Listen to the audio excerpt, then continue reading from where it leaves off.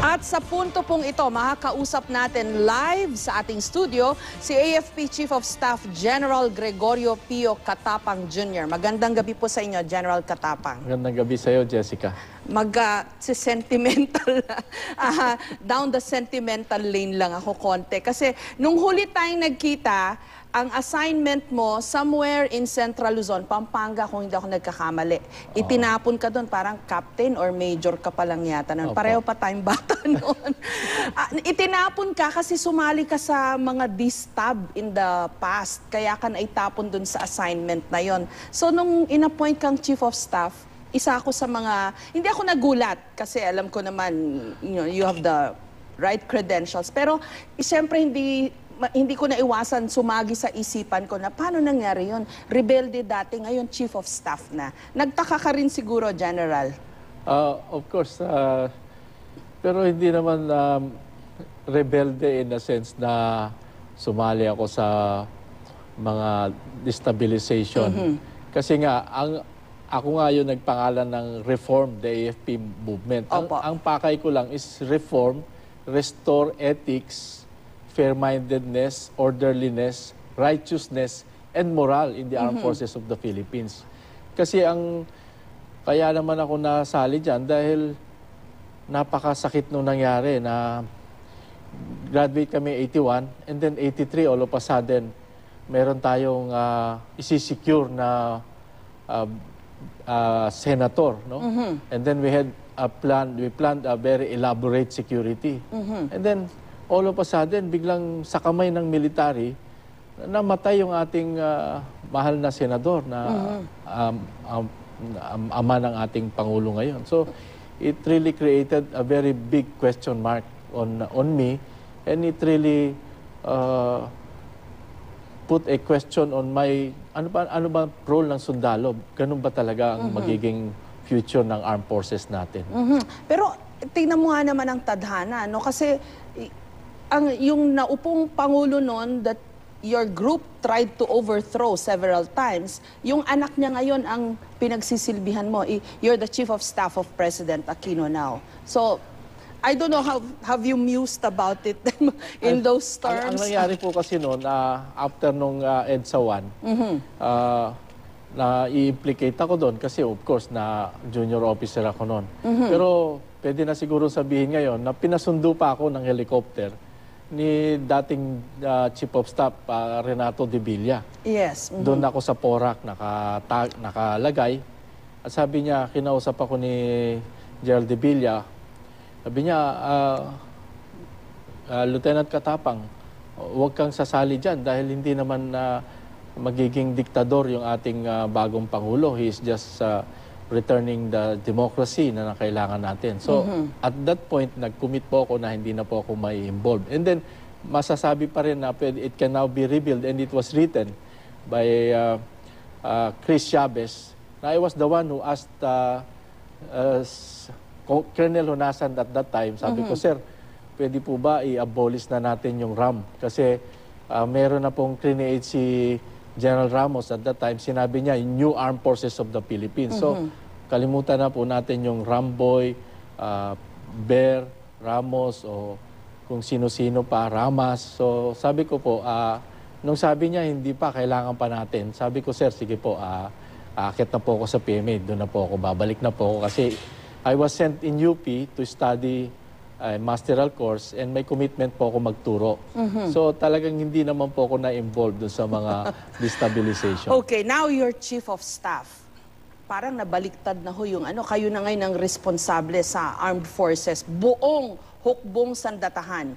And syempre, nung una kayong naupo sa pwesto, pinuntahan nyo yung inyong mga kampo. Na tiyempo naman, ang pinag-uusapan ni Senator Trillanes doon, meron daw ugong-ugong na mga distab. Tapos, kayo naman, I understand from one of our reporters na nag-cover nung pagbisita ninyo, kinakausap nyo yung mga sundalo tungkol dito sa mga ugong-ugong na ito. Tama ho ba yun? Kaka-intriga kasi parang yun yung una agad na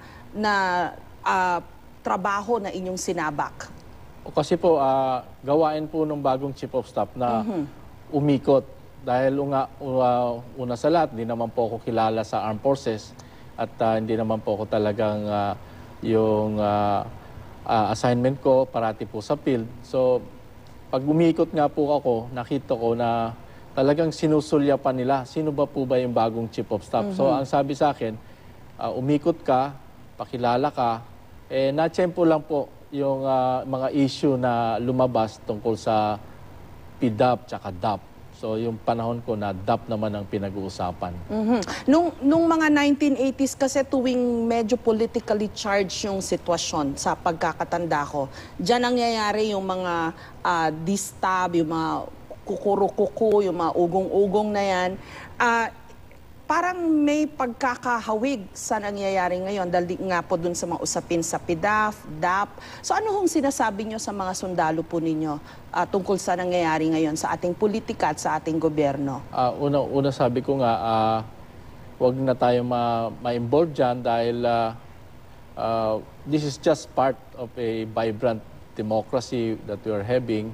At saka alam nyo naman po talagang ang mga Pilipino mahilig sa balita. No? Kami naman po sa hanay namin, we just want to continue. Kasi po ang parati kong sinasabi sa ating kasundaluhan, may mga bago pong gerang haharapin ng ating bansa na mas malaki pa dito sa mga problema nating politika. No? Sabi ko nga, lahat ng in the 21st century, we will be faced by global problems. Global terrorism, global climate change, global maritime concern, and then global transnational crime. So talaga po dapat magtulong-tulong po yung armed forces, pati yung IPSP bayanihan na people-centered, respect for human rights. Yun na po yung reforms na hinahanap ng mga kasundaluhan noong 1980s at gini-implement po ngayon. Sa dinami-rami nga ho ng mga haharapin yung problema, ano ho ang bibigyan nyo ng priority, General? Ang unang-una, kung pwede sana, ma-declare ko yung buong Pilipinas na peaceful and ready for further development bago ako bababa sa pwesto. And then ma-transition na po kami doon sa AFP transition roadmap wherein we are now implementing a serious professionalism in the armed forces at saka po yung aming modernization program. Kasi po hindi naman po panay human resource ang kailangan natin. Kailangan po natin ng a serious modernization program na may yung first horizon po na implement na natutuwa po yung kasundaluhan na meron tayong 85 billion actually nag-overshoot na po doon sa modernization na 75 million pero ikinakasa na po yung second horizon. So ito pong first horizon, we will have a minimum defense posture na kumbaga sa boxing hindi naman kami basta-basta mana-knockdown ng kung sino man ang magiging kalaban natin. Although bantamweight tayo, kahit siguro heavyweight ang makatapat natin yung first round naman siguro magsusurvive tayo. Talaga ho, kaso ilan lang ho yung barko natin samantalang yung China armada ho meron sila pagka nagkakaharapan po sila sa West Philippine Sea. Pero po yung mga barko natin ipinangalan sa mga magagaling at matatapang na sundalo. Kaya yung unang barko natin pinangalan kay Gregorio del Pilar. Sabi ko, nung inakyat ko yung barko, dapat panindigan nyo yung pangalan na yan, Gregorio del Pilar, kahit ganong katindi ang ating mga kalaban, katulad ni Gregorio del Pilar, willing siyang isacrifice yung buhay niya para lang mailigtas niya yung commander niya si Aguinaldo. Sa totoo lang, napakaganda ho ng pinapakitang kabayanihan ng ating mga sundalong nagbabantay dun sa napakalalayo nating mga isla, lalo na yung nandun sa bulok na barko. Talaga ang hirap nung sitwasyon nila, mga bayani ho talaga yung mga nakaistasyon nating sundalo doon. Pero what it all boils down to, General, if you don't mind, no? Paano kaya pagka nagkaroon ng untoward incident dyan, talagang wala hong kalaban-laban yung ating mga sundalo madadaan nila sa diskarte siguro, konti, di ba? Mga katulad nung nakita natin in the past, no? Naglalagay sila ng mga pambluff na mga kung ano-anong mga activity. Pero in the end, talagang wala ho tayong kalaban-laban. Paano ho kaya? Una nga po, yung sinasabi ng ating gobyerno na may tatlong plan na pinapairal sila. At diplomatic po ang ating approach kasi we renounce the use of violence in order to attain our political objectives. Yung BIFF, yung Abu Sayyaf, yung MNLF, paano ho kaya yon, General? Yung BIFF, talaga pong kung gusto nila ng away, haharapin namin sila. Yung Abu Sayyaf, ganun din po. Kasi po, hindi naman sila pwedeng maghari-hari na gagamitin nila yung pananakot, pangkikidnap at pangsasakit sa ating mga innocent civilians. Yung po bang sundalo, parang naka-fatigue na yung video ho na lumitaw nung a few weeks ago na parang sinasaktan, sinisipa, tapos ilang beses pang binarel. Naimbestigahan na po ba yon, General? Pinaimbestigahan na po namin yon. Ano na, may findings na po kayo? Wala pa po kaming findings pero pinaimbestigahan namin sa Philippine Army. And I hope they will submit their report as soon as possible.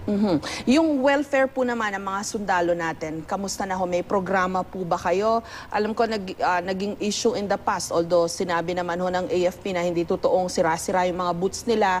Nagkataon lang na nung nagkabakbakan sa Zamboanga, yung ibang sundalo, ang gusto nila yung mga medyo sira-sira na nilang boots dahil baka swerte raw. Pero this has been recurring issues within the armed forces, yung welfare ng ating mga sundalo. Kunwari na lang, pagka may hinahabol daw silang Abu Sayyaf, dapat hindi sila nagluluto. Kasi pag nagluto, may usok yun di agad-agad malalaman ng mga hinahabol nilang Abu Sayyaf na andun pala yung kalaban namin. Kaya hindi daw humahanap itong mga Abu Sayyaf. Yung mga ganyan pong issues, paano nyo ho i-address? Ngayon po na kayo na ang Chief of Staff ng AFP. Una po talaga sa lahat, yung mga sundalo natin, hindi po kakain yan ng hindi mainit na kaya talaga magluluto po sila. No? Binibigyan po namin sila ng MRE, no? Pero kuminsan sumasakit yung tiyan nila dahil hindi sila sanay ng mga preservative. Ang gusto nila may gulay, may sabaw, mainit na pagkain. So we will look into this. Baka pwede na gagawa kaming mobile kitchen. And then yung uniform naman po nila, okay naman po. Sapatos, ibinibigyan po natin na ng sapatos. And dahan-dahan po nating, katulad yung latest ngayon, yung mga barel, na may bago na po silang barel na magagamit. So, ang bottom line po nito, kailangan po maging prosperous yung ating bansa. Kaya ang campaign namin, it's not only about winning the peace. We will have to win progress. And then ultimately, inclusive growth or prosperity for the entire country. Kasi parang simple lang po yan Yung bansa mo, kung isang tao kumikita lang ng minimum wage, wala po siya mabibili. Pero kung maayos na po yung kanyang trabaho, malaki po ang kanyang sweldo, in the end, pwede na siyang bumili ng pag may ulan, may raincoat siya, may boots siya, rain boots, at kaya niya na rin bumili ng sasakyan. And then kung may threat sa buhay niya, pwede na rin siyang bumili ng kanyang kasangkapan o pamproteksyon. Ng mga... Yung mga baril ho, kasi sa pulis, di ba? Recently lang natin nalaman na wala palang baril ang maraming mga pulis natin. Siguro naman ho, mga sundalo natin, hindi ganoon. Although in the past, meron kaming mga nakita na pumuputok yung mga baril ng mga sundalo natin and then yung iba hindi sumasabog yung rocket, parang maraming dad. Yung iba naman na ubusan ng bala. Yung mga ganyan very basic na pangangailangan po ng ating mga sundalo. Tinitiyak ko po sa kasundaluan natin na hindi po mangyayari yan sa term ko kasi unang-una, napaka-stricto ako sa sundalo. Kaya sabi ko, bakit ako stricto? Ayaw kong mamamatayan ng sundalo. So, gusto po natin lahat yung mga gamit na for protection, sa kanilang mga gamit na panggera, meron po sila pagka nakaharap nila yung mga kaaway nila. Ito hong nangyari ngayon kay General Palparan, a decorated military officer, naakusahan ng kidnapping, illegal detention. Ngayon ho nakakulong. When he was caught, he didn't look like the very powerful general that he was.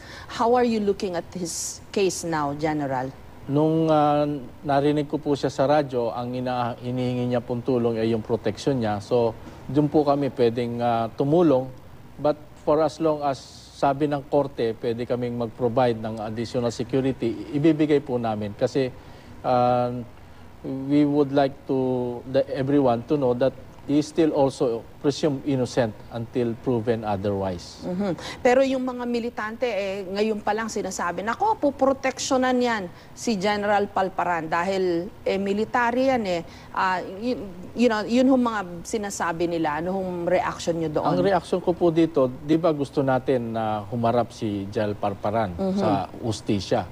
Anong mangyayari po kung pababayaan natin yung security niya? Kung mamamatay siya, paano tayo makakakuha ng justice kung may mga pagkakamali si General Palparan? So, ang importante po mabuhay si General Palparan, maimbestigahan, and finally, ultimately, mapakita o mahusgahan kung talagang nagkamali ba siya o nag-commit siya ng mga human rights violation. General, we'll give you the floor. Baka meron ho kayong gustong sabihin sa ating mga manunood kasi I understand this is your first live interview. Baka meron ho kayong gustong sabihin sa ating mga manunood. Ang appeal ko lang po sa ating mga nanonood ngayon intindihin niyo po yung sitwasyon ng armed forces natin. Kami po muscle lang na kailangan talagang, kumbaga nagpupunta rin sa gym, gusto kong maging malakas, ma-exercise ka, at the same time magkaroon din kami ng gamit na kailangan namin. We want to ensure the protecting our country, but in the same way, kailangan din po natin yung gamit na pagproteksyon ng ating bansa. So, sana po maintindihan ng sambayanan na yung modernization po namin na ibinibigay ng taong bayan isang investment. And then yung nga pong battle cry ko, sinasabi ko parate, kawal, disiplinado, bawal, abusado, dapat asintado. Sorry, may dagdag lang ho akong tanong. Paano ho yan? Wala na ho yung natigil yung DAP, yung Disbursement Acceleration Program. I understand, malaki ho yata dapat yung allotment ng AFP from the DAP, through the DAP funds. Opo, marami pong naintong mga project na para sa pag-develop ng aming kampo at aming kakayahan. So nag-a-appeal po kami na kung pwede mabigyan po ng supplemental budget dahil kung minsan importante rin po yung mga, lalo na po ngayon, bago na po yung gera na hinaharap natin, pati pag-design po ng mga kampo natin, babaguhin na natin kasi hindi naman po pwedeng yung Navy base ilalagay mo sa looban, nandun pa rin kami sa tabing dagat. So pati yung paggawa namin ng barko, paggawa ng kampo, magkaka-additional na expense po kasi kailangan mas matibay na po yung mga gamit at mga kampo na gagawin natin. Maraming salamat po. AFP Chief of Staff General Gregorio Catapang.